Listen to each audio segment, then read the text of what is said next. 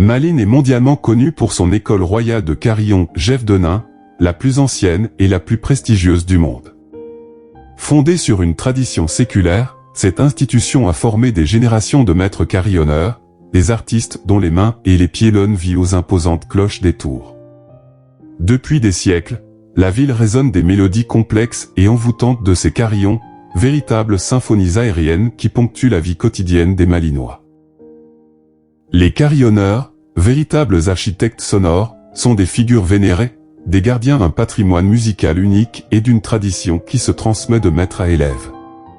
Chaque note qui s'échappe de la tour imposante de la cathédrale Saint-Rombaut n'est pas seulement un son, c'est le fruit d'un savoir-faire ancestral, d'une discipline rigoureuse et d'une passion inébranlable pour la musique des cloches.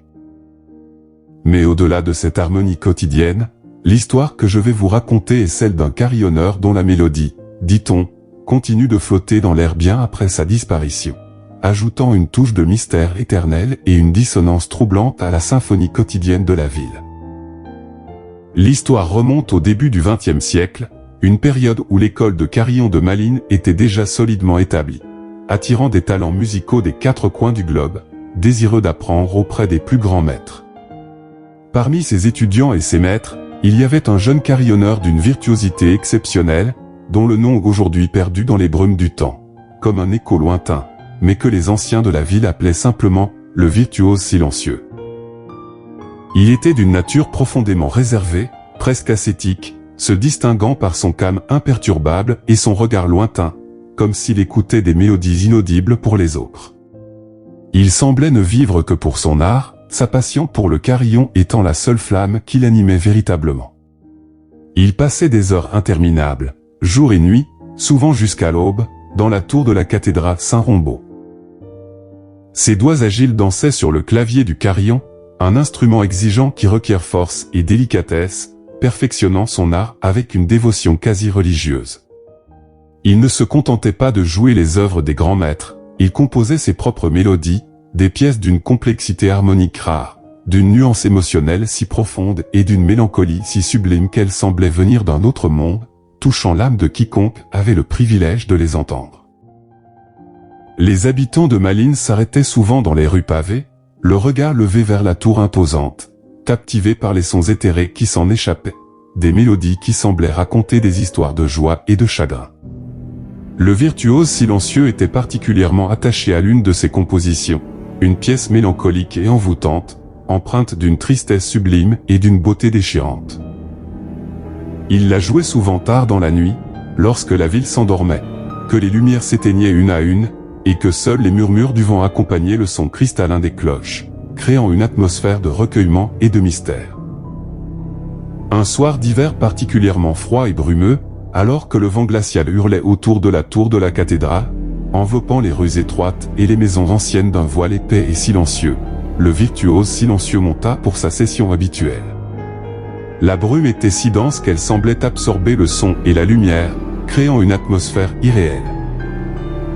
Des témoins l'avaient vu entrer dans la cathédrale, son petit sac de partitions usé à la main, son visage pâle mais animé par la flamme intérieure de la musique. Personne n'aurait pu imaginer que ce serait la dernière fois. Au matin, le soleil perça enfin le voile cotonneux, éclairant les toits givrés de Malines, mais le virtuose silencieux n'était pas redescendu de la tour. Une inquiétude grandissante s'empara de l'école de carillon, de la paroisse et de toute la communauté qui le connaissait. Les recherches furent lancées immédiatement. Des équipes fouillèrent la tour de fond en comble, chaque recoin sombre, chaque escalier en colimaçon, chaque petite pièce. Les cloches furent inspectées, les mécanismes vérifiés, les recoins les plus inaccessibles explorés. Pas la moindre trace du carillonneur. Ses partitions étaient posées sur le pupitre du carillon, comme s'il venait de les quitter un instant pour revenir, et la dernière page était celle de sa mélodie mélancolique, inachevée, comme une promesse brisée. C'était comme s'il s'était littéralement volatilisé, dissous dans la brume et le son, ne laissant derrière lui qu'un silence assourdissant. Les autorités, après des jours de recherche intensive le long de la Dyle, dans les parcs et les environs de la ville, sans le moindre indice, conclurent à une disparition inexpliquée, peut-être une chute accidentelle dans la brume dense et glaciale, bien que son corps ne fût jamais retrouvé. Cette absence de corps ne fit qu'alimenter les rumeurs et les spéculations. La communauté des carillonneurs fut profondément attristée par cette perte tragique et inexplicable, une ombre planant désormais sur leur article. Mais l'étrange commença peu après, ajoutant une couche de surnaturel à la tristesse et à l'incompréhension. Certains soirs, lorsque le brouillard s'épaississait de nouveau sur Malines, enveloppant la ville d'un linceul cotonneux qui étouffait les bruits du monde, les habitants jurèrent entendre les notes distinctes de la mélodie du virtuose silencieux s'échapper de la tour de la cathédrale. C'était subtil, presque imperceptible au début, parfois juste quelques notes éparses, comme un soupir musical porté par le vent, d'autres fois une section entière de la pièce, jouée avec la même virtuosité, la même précision et la même mélancolie que seul le virtuose silencieux pouvait atteindre. Ces échos musicaux étaient particulièrement troublants car ils étaient entendus à des heures où personne n'était censé être au carillon, souvent au cœur de la nuit, bien après le dernier concert officiel, et même lorsque la tour était fermée à double tour, ses portes verrouillées.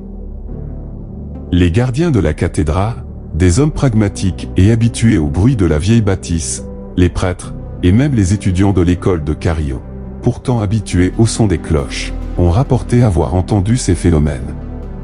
Certains ont même affirmé avoir aperçu une silhouette sombre et élancée près du clavier du carillon, une forme éthérée qui disparaissait dès qu'on s'approchait, comme une ombre fuyant la lumière ou une note s'évanouissant dans l'air. Ces témoignages, bien que souvent teintés d'une certaine appréhension, étaient trop nombreux et trop concordants pour être ignorés. Le phénomène n'a jamais été expliqué de manière rationnelle.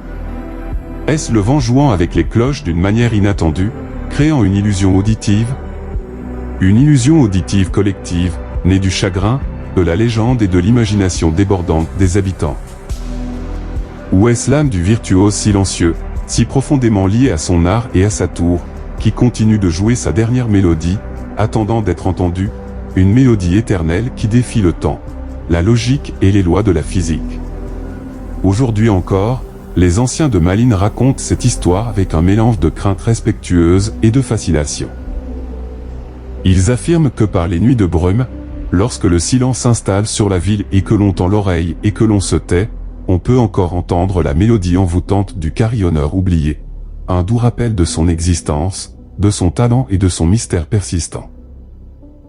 Le mystère du virtuose silencieux de Malines reste une énigme persistante, tissée dans le tissu même de l'histoire musicale et mystérieuse de la ville, une légende qui continue de résonner dans les cœurs et les esprits des Malinois, un secret murmuré par les cloches elles-mêmes.